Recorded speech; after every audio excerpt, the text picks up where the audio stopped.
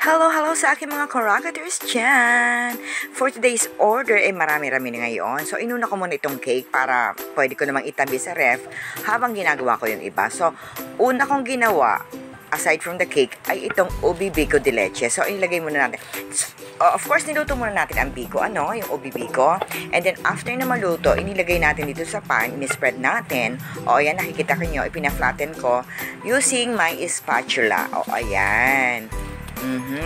So, ang nag-order nga pala nito ay si Kumaring Ana Rose from, hindi ko na alam kung saan state ng Amerika.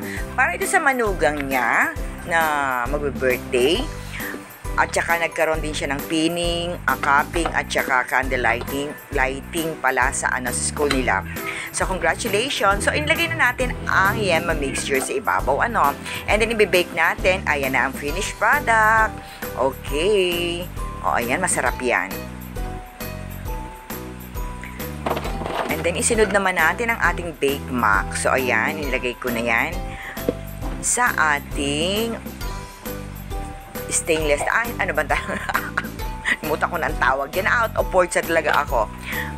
Okay, ayan, ilagay na natin dyan. And then, ang sauce. So, ginamitan ko ito ng tatlong klase na cheese, So, ang una ay yung ordinary cheese. Yung nabibili lang natin, yung black. Naka-black na gano'n. Mayroong Eden. So, but I'm using daily queso. Malinam naman siya at mura. And then, nilagyan ko rin syempre ng Parmesan cheese. O, ayan, ibinudbud ko na ubusan. So, kumuha tayo ng bagong pakete at binudbud natin dyan. Italian style to. So, yung Parmesan cheese kasi at saka yung, nilagyan ko lang mozzarella para medyo may lagkit kapag hinango. Ay, alam mo yung pag kumuha ka. And then, nilagyan na natin ang bechamel sauce, yung white sauce na yan. So, yun na nga, umorder nga si Ana Rose, si Madam Ana Rose, o Kumaring Ana Rose, para sa kanya manugang. Kasi nag-aaral siya nursing ang course niya.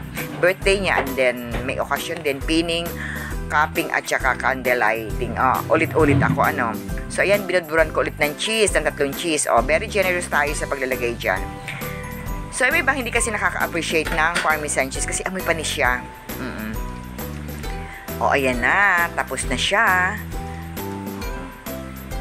And then, proceed naman tayo sa next menu natin. Ang XL Bilao. Ito naman ay Filipino style. Medyo matamis siya.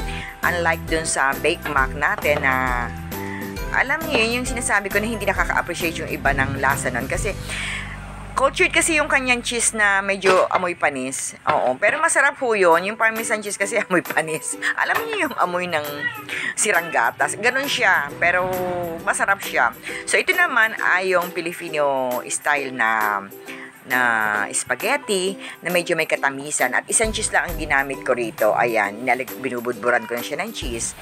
Ayan. XL Bilao po yan. Okay.